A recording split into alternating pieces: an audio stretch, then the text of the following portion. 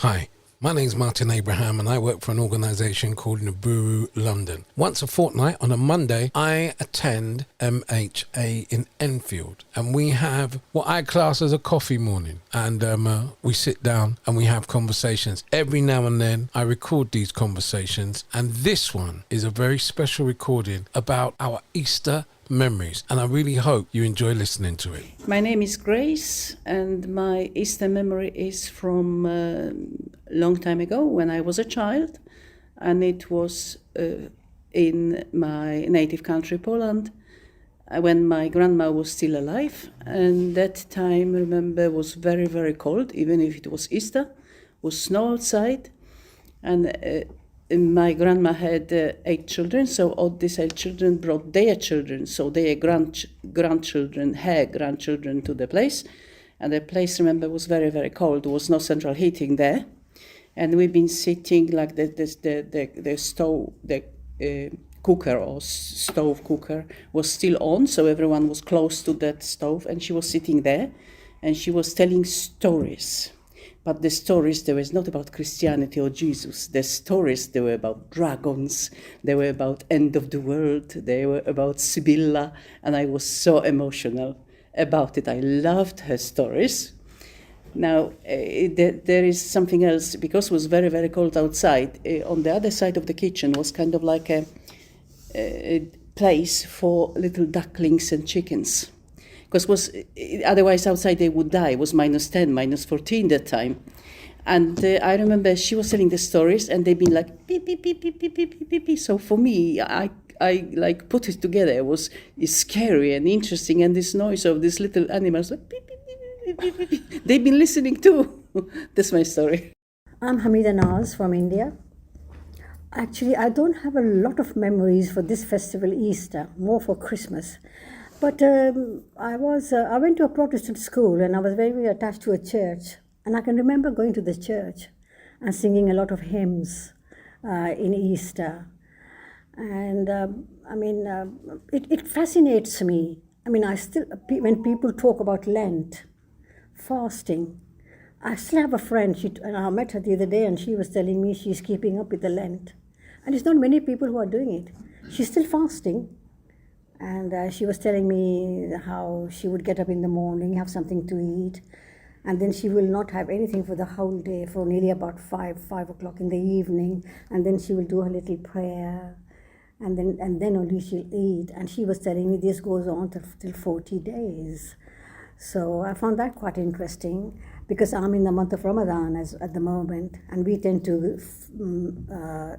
get up and eat something at 5 o'clock in the morning, and then we don't eat till 6 in the evening. Lots of prayers, and when we break our fast, and it makes me think how religion is so similar, isn't it? My fasting days and your Lent, we're together at the moment. And we're all celebrating in such a nice way. It's such a nice feeling, such a nice feeling. Placing myself at Easter is not that straightforward, but with parents who were school teachers and a father who who was born in Devon, we used to spend every school holiday in Devon. And the one place I could place myself which would have an Easter connection would be when we were breaking our journey at Salisbury Cathedral. And it was one of the places that it was very convenient, and I don't know what I particularly did there. I mean, they had a very nice ornate clock, but get it down to straightforward to Easter, not very easily. But that's where I would have been the Easters of the late 50s and early 60s. Barry. The only remember I have is when we were kids, my mother and father used to take us to a place called Plum Pudding Hill and do an egg thing over there, which is in High Beach. And you used to have to walk there, a long walk, and we were glad to get it done with so we could get back home. It was a hell of a walk. It was about 5 mile walk. And for a child, that's a long way. But it was something different. You know, normally on a Sunday morning we would be going swimming, and you used to have to do something that suited them on it. I'm Jill, and being a daughter of the manse, as it used to be put, my father being a Methodist minister, of course we were always at church on Easter Sunday, as well as every other Sunday in the year, of course. and yes, since we've been married, I mean, we still come to church, we still come here on Easter Sunday. But years ago, there used to be a sunrise service on Easter Sunday morning at 40 Hill. And yes, in our younger days, we used to go up there, didn't we? Can't remember. Yeah, yes, we did. Yeah. I'm John, and I lived in Enfield since I was about since in my 20s, and Easter was at home, except, and I was very involved in scouting. I was a Cub Scout leader for years, and then when the senior scouts had run out of leaders, and a lot of my ex-Cubs were there, I asked if they'd like me to be the senior scout leader. And I had an old, a quite nice standard Vanguard car, the second body shape, and we had bench front seat, and we used to pile into this and go to the Lake District or for Easter walks, and take our camping gear, leave the car somewhere.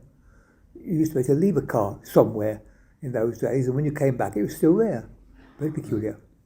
We go up there and get organised and go for a 4-day walk around the Lake District, or usually, and probably going over bumpy bits as well, and it was great fun. Great fun. The lads seemed to enjoy it. They didn't say no, but they never said not again. and then we'd come back and we'd find the car, pile in, and come back to Enfield. And we always did it in one day, the drive. I must have been mad. Wow. And but we had some great times. We did. We never lost a boy. We never had any broken legs. And we had great fun. I'm Colin, and regret that I can only think of one very simple thing from my youth about Easter, and that was the one Sunday in the year when you went to Sunday school, you came home with a bookmark in the shape of a cross made by a palm frond. And if I didn't take that home, it was a dead cert. They knew I hadn't been to Sunday school. But that's the only thing I can remember from the youth. But a more vivid memory comes from the late 1970s, early 1980s, when our children were very small. And we decided one year that we would no longer just give them and allow people to give them Easter eggs. Just put in their hands or given to us and they were just there. There's no excitement in it. So we decided that we would hide them in the garden and requested that if anyone gave them Easter eggs, they would be about the size of a lemon. I would have to get up early in the morning before they did, put them around the garden, various shrubs. When they woke, of course, there was no going back. You had to go down with them. They had a little a woven basket each that they took out. And it was just good to see them running around the garden, finding what they could, and if they didn't think they got enough, then they would go around again, a bit slower this time, a bit more observant.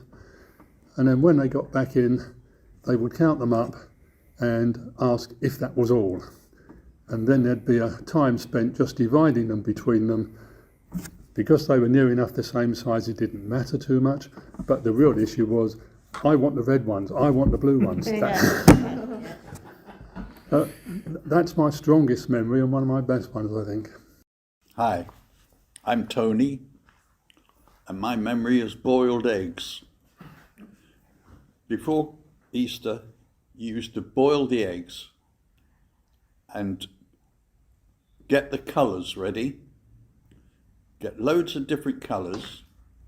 Then you used to have boiled bacon and take the skin off, just polish the eggs. And then we used to take them out for a walk with the children and any other children that were there. And off we'd go out somewhere. One time it was Trent Park, and we rolled Easter boiled eggs all the way from the monument right the way down to the bottom of the hill. And people were looking at us as though we were mad. We picked up most of the pieces, but what the pigeons thought when they saw the size of the eggs, I don't know. But that is my main memory of that time, boiled eggs. I can't remember too much about a particular Easter from the point of view of like getting the palm from the church, counting how many Easter eggs I had compared to my sisters. But I do remember one Easter, something happened which was very nice. We'd been to church in our best dresses, and me and my two sisters, and my dad said, don't go into the garden yet, don't go into the garden yet. I'm not quite ready. So of course we were all excited and wanted to go into the garden. Anyway, 5 minutes later he said, you can come through now. And when we came through into the garden, he'd put up a swing. But in those days, the swings were really well made of metal, you know, stuck hard in the ground. And what he'd done to make it look special, he'd got some of the paper Christmas decorations that you used to put, the garlands used to put, you know, along from one end of the room to the other, and he'd wound them round the whole of the legs of the of the swing, which made it look really pretty. Yeah, so we were very happy about that, and that Easter really stood out for us because of that. We really hope you enjoyed listening to the stories, and I would like to take this time to thank the members of MHA in Enfield for sharing those memories with us.